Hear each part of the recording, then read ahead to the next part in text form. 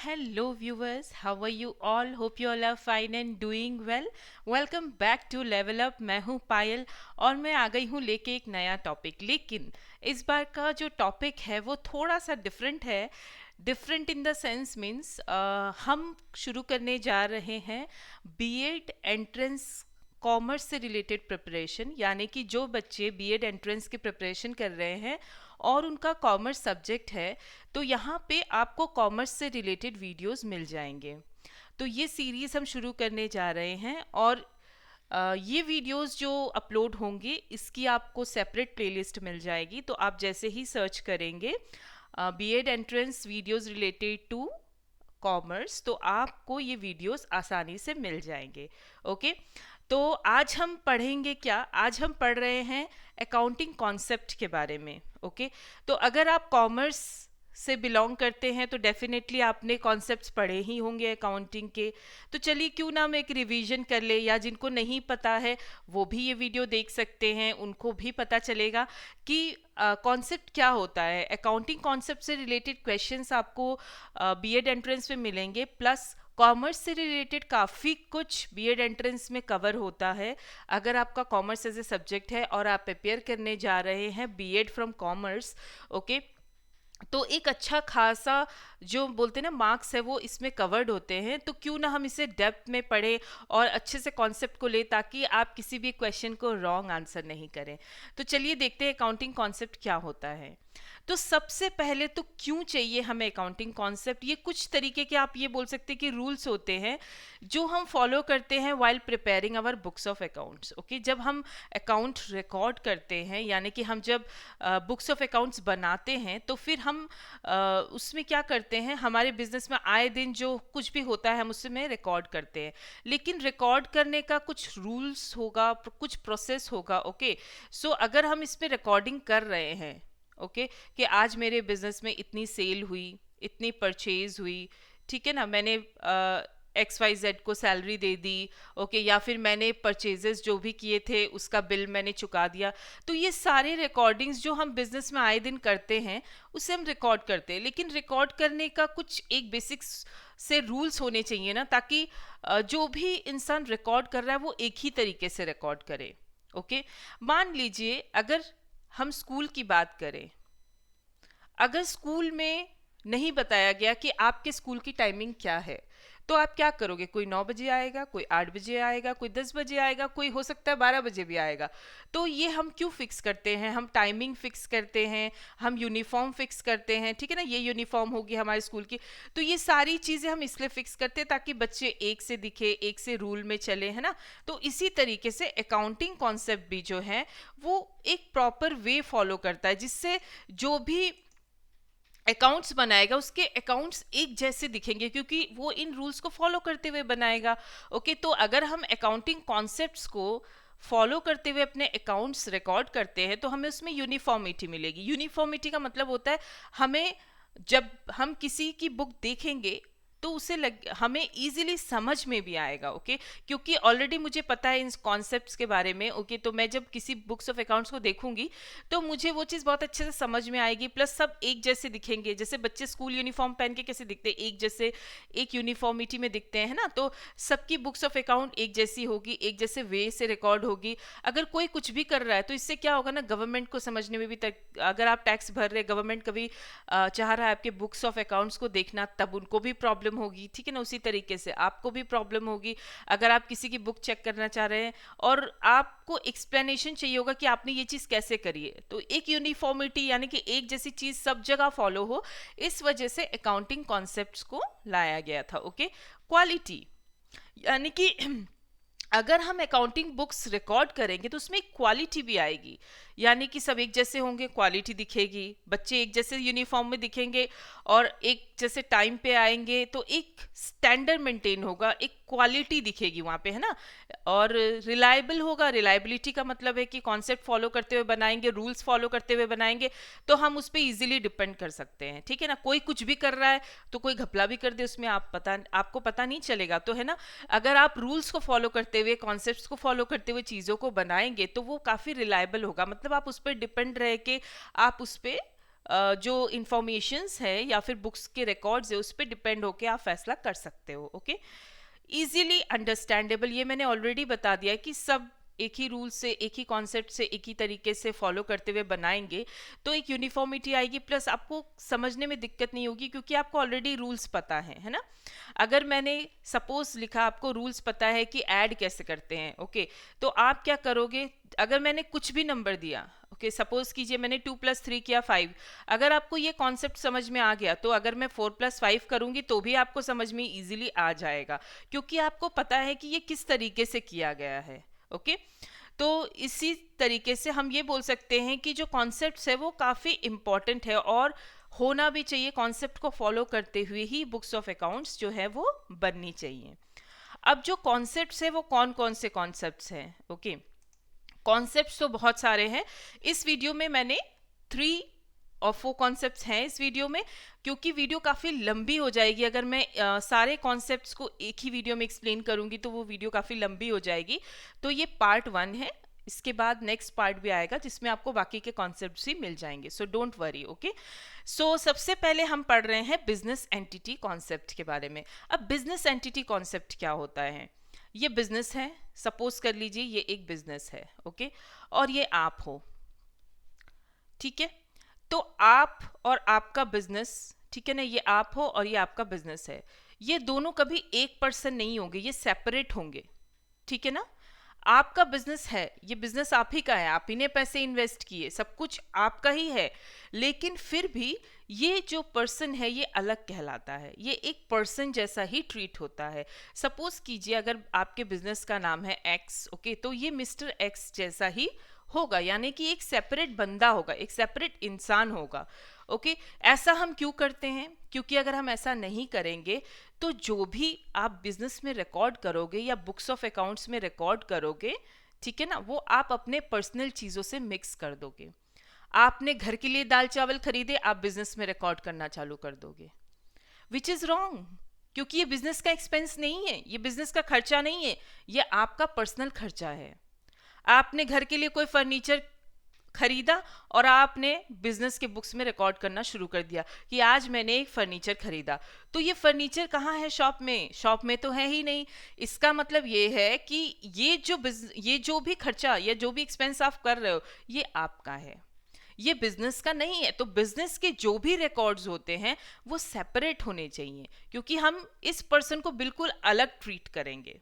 Okay, तो separate हम उसे क्या करेंगे, ओनर से ट्रीट करेंगे. उसके बाद में जो भी रिकॉर्डिंग होगी जो बिजनेस से रिलेटेड है, यानी बिजनेस में कोई अगर मशीन आई या बिजनेस में कोई फर्नीचर आया तो हम इसमें रिकॉर्ड करेंगे, वरना अगर आप अपने पर्सनल काम से खरीद रहे हो तो वो इसमें रिकॉर्ड नहीं होगा. ओके, तो यहाँ पे जो ये इंसान है ये आप हो, अगर ये बिजनेस में पैसा इन्वेस्ट कर रहा है तो बिजनेस क्या होगा ना, बिजनेस इसको लायबल होगा. लायबल का मतलब होता है कि ये जो बिजनेस है ये सामने वाले को एक कर्जे की तरह वापस करेगा. इसी वजह से जो ओनर है उसको क्या मिलता है, प्रॉफिट. ओके, जो ओनर है उसे क्या मिलता है, प्रॉफिट, क्योंकि उसने पैसे इन्वेस्ट किए, वो पैसे तो उसको वापस मिलेंगे ही. ओके, वो बिजनेस से वो पैसे निकालेगा वापस. ओके, और उसे प्रॉफिट भी मिलेगा. ये प्रॉफिट क्यों मिलेगा, क्योंकि उसने पैसे लगाए, रिस्क लिया अपने पैसों के साथ, हो सकता है उसके पैसे डूब भी जाते, तो उसने क्या किया, एक रिस्क लिया जिसकी वजह से उसे एक रिवॉर्ड भी मिलना चाहिए, प्रॉफिट. तो ये जो बिजनेस है, ये एक्स बिजनेस जो है, ये मिस्टर वाई को सारे पैसे वापस करेगा. ओके, यानी कि जो भी कैपिटल वाई ने एक्स को दिया ये सूद समेत वापस करेगा, यानी कि कैपिटल तो वापस करेगा ही, साथ में ये क्या करेगा, प्रॉफिट भी वापस करेगा. ओके, क्यों प्रॉफिट देगा, प्रॉफिट कैपिटल का हिस्सा नहीं है. मान लीजिए आपने 1 लाख रुपीज इन्वेस्ट किए, ओके, तो ये डेफिनेटली प्रॉफिट का हिस्सा नहीं, प्रॉफिट 1 लाख का तो नहीं है, ये 1 लाख वापस आएगा आपके पास, प्लस इसके ऊपर थोड़ा सा एक्स्ट्रा बटर आ जाएगा प्रॉफिट के रूप में. ओके, तो इसमें क्या हो रहा है ना, आप जब इन्वेस्ट करोगे तो ये पैसा आप वापस लोगे, तो इसी वजह से हम ये बोलते हैं कि ये जो मिस्टर एक्स है ना ये कर्जदार हो जाएगा आपका, क्योंकि इससे इन फ्यूचर में आपको पैसे वापस करने हैं. ओके इसी वजह से हम कोई भी पर्सनल रिकॉर्ड को बिजनेस में नहीं दिखाएंगे, कोई भी बिजनेस का रिकॉर्ड पर्सनल चीज में नहीं मिक्सअप होना चाहिए। ओके ये दोनों रिकॉर्ड बिल्कुल सेपरेट हैं, बिल्कुल सेपरेटली मेंटेन होने चाहिए। ओके और ये जो सेपरेट वाला रूल है ये हर बिजनेस में फॉलो होगा। ऐसा नहीं कि आपका छोटा मोटा बिजनेस है, एक पान गुमटी है तो भाई पान गुमटी है तो आप उसमें सारे रिकॉर्ड्स लिखना चालू कर दो, पर्सनल खर्चे किए आपने सारे डालने लगे, ये भी गलत है। चाहे छोटे से छोटा बिजनेस हो या बड़े से बड़ा बिजनेस हो, आप उस चीज को फॉलो करेंगे। किसको? बिजनेस एंटिटी कॉन्सेप्ट को। कहीं कहीं पे आपको एंटिटी कॉन्सेप्ट भी लिखा हुआ मिल जाएगा, ये दोनों सेम चीज है। ओके तो बिजनेस एंटिटी कॉन्सेप्ट का मतलब ये होता है कि हम अपने खर्चे को और बिजनेस के खर्चे को सेपरेटली रिकॉर्ड करें। जो भी हम एक्सपेंस कर रहे हैं, इनकम कर रहे हैं, अर्निंग कर रहे हैं, स्पेंडिंग कर रहे हैं, ये सारी चीजें सेपरेट सेपरेट रिकॉर्ड होंगी। वरना क्या होगा, एक मिसलीडिंग पिक्चर तैयार हो जाएगी। आपने फर्नीचर खरीदा, आप बिजनेस में दिखा रहे हो तो वो ऐसा लगेगा कि बिजनेस के पास फर्नीचर है, लेकिन एक्चुअल में तो ये आपके घर पे है, बिजनेस के पास नहीं है। ओके तो इस वजह से हम इस रूल को फॉलो करते हुए अकाउंटिंग बनाएंगे। अब हम देखते हैं जो नेक्स्ट कॉन्सेप्ट है वो क्या है, मनी मेजरमेंट कॉन्सेप्ट। अब ये कॉन्सेप्ट क्या कहना चाह रहा है? ये कॉन्सेप्ट ये कहना चाहता है कि जो मनी मेजरमेंट कॉन्सेप्ट है उसमें बहुत ही क्लियर बात करी गई है कि जैसे जो भी चीज हम मनी में कन्वर्ट कर सकते हैं वही ट्रांजैक्शंस बुक्स में रिकॉर्ड होंगे। ठीक है ना? हमारा एम्प्लॉय हमसे बहुत प्यार करता है, 5 kg अनियंस खरीदे तो हम कभी भी बुक्स ऑफ अकाउंट्स में 5 kg नहीं लिखते हैं, रुपीज में लिखते हैं। ओके रुपीज में लिखते हैं। ये क्यों लिखते हैं? क्योंकि जब हम एडिशन करने जाएंगे तो हम केजीज के साथ रुपीज, रुपीज के साथ केजीज ऐसे तो नहीं कर सकते। ओके तो जो चीज मनीटरी टर्म्स में कवर हो जाती है, यानी कि जो चीज आप कन्वर्ट कर सकते हो मार्केट के हिसाब से, मनी के वैल्यू के हिसाब से, वही चीज आप रिकॉर्ड करोगे। जो मनी में कन्वर्ट नहीं हो सकता, यानी कि कोई ऐसी चीज, मान लीजिए आपके एम्प्लॉय बहुत अच्छा वर्क कर रहे हैं तो ये डेफिनेटली बिजनेस के लिए बहुत अच्छा है, लेकिन सिंस ये अच्छी चीज आप रुपीज में वैल्यू नहीं कर पा रहे हैं तो आप नहीं दिखा पाओगे बुक्स ऑफ अकाउंट्स में। ओके तो ये बहुत ही स्ट्रिक्ट है कि जो चीज रुपीज में कन्वर्टेड है आप कर सकते हो रुपीज में कन्वर्ट। ऐसा नहीं कि हम मीटर्स में लिख रहे हैं, किलोमीटर्स में लिख रहे हैं, कुछ भी लिखते जा रहे हैं, ऐसा नहीं। आपको सारे के सारे यूनिट्स किस में होने पड़ेंगे? रुपीज में होने पड़ेंगे, तभी वो मनी मेजरमेंट कॉन्सेप्ट में मीन्स यही चीज बोली गई है। ओके तभी वो बुक्स ऑफ अकाउंट्स में जो है वो रिकॉर्ड होगी। ओके अगर बिजनेस में कुछ ऐसी भी चीज हो गई जो बिजनेस को काफी हद तक अफेक्ट करेगी, या बहुत अच्छा या बहुत बुरा, कुछ भी हो सकता है, लेकिन अगर वो हम रुपीस में नहीं कन्वर्ट कर पा रहे हैं, लेकिन उससे बिजनेस को हो सकता है बहुत फायदा हो गया या बहुत नुकसान हो गया, तो बिजनेस काफी हद तक उससे अफेक्ट हो रहा है, उससे चेंज हो रहा है, और या बिजनेस के लिए वो बहुत इंपॉर्टेंट चीज थी, लेकिन अगर हम उसे मनी में कन्वर्ट नहीं कर पा रहे हैं तो हम उस चीज को बुक्स ऑफ अकाउंट्स में नहीं दिखाएंगे। ओके इसीलिए इस कॉन्सेप्ट का एक ड्रॉबैक है यानी कि आप डिमेरिट्स बोल सकते हो, है कि ये हर चीज को रिकॉर्ड नहीं कर पाता है। कुछ चीजें हो सकता है बिजनेस के लिए बहुत इंपॉर्टेंट हो, लेकिन सिंस ये मॉनेटरी टर्म्स में कन्वर्ट नहीं हो पा रही तो हम बुक्स ऑफ अकाउंट्स में उसको नहीं दिखा पा रहे। हो सकता है वो हमारे बिजनेस को बहुत फायदा करा रही हो, ओके या फिर हमारे बिजनेस को काफी नुकसान कर दिया जिससे हमारे बिजनेस काफी डाउन चला गया, तो ये बिजनेस के रिकॉर्ड में हम नहीं दिखा पा रहे जस्ट क्योंकि हम उसे मनी में कन्वर्ट नहीं कर पा रहे। ओके अब हम पढ़ेंगे पीरियडिकल कॉन्सेप्ट। पीरियडिकल कॉन्सेप्ट क्या बोल रहा है? पीरियडिकल कॉन्सेप्ट ये बोलता है कि जब भी हम बुक्स ऑफ अकाउंट्स रिकॉर्ड करते हैं तो उसके लिए हम एक सर्टेन पीरियड बना लेते हैं। ओके यानी कि हम ये तय कर लेते हैं कि हमारा जो बुक्स ऑफ अकाउंट्स है वो कितने टाइम के लिए बनेगा।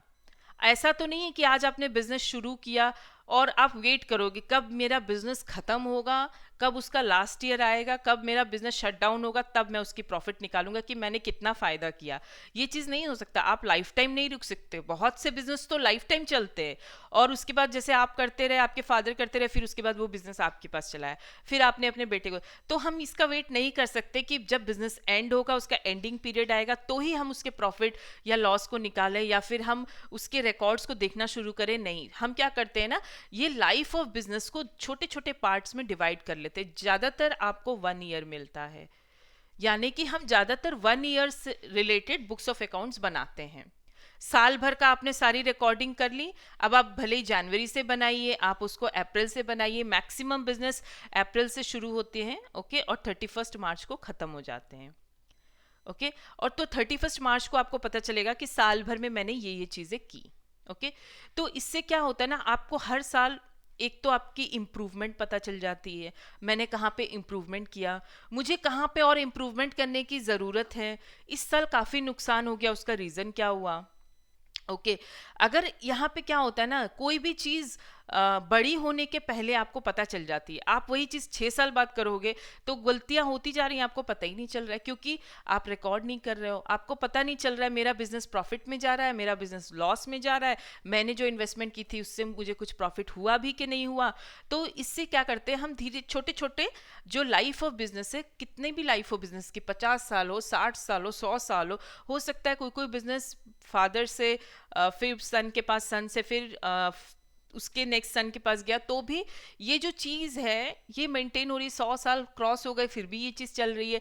तो हम वेट नहीं करेंगे, हम बीच बीच में चेक करेंगे कि मेरी प्रॉफिट हो रही है कि नहीं, क्या मैं जो चीज़ें इन्वेस्ट कर रहा हूँ उससे मुझे कुछ फ़ायदा हो रहा है या नहीं, या फिर मुझे अपने बिजनेस का रिजल्ट तो जानना है ताकि मैं अपने कंपिटिटर से उसे कंपेयर करूँ, मैं पिछले साल से अपने रिजल्ट को कंपेयर करूँ, ओके।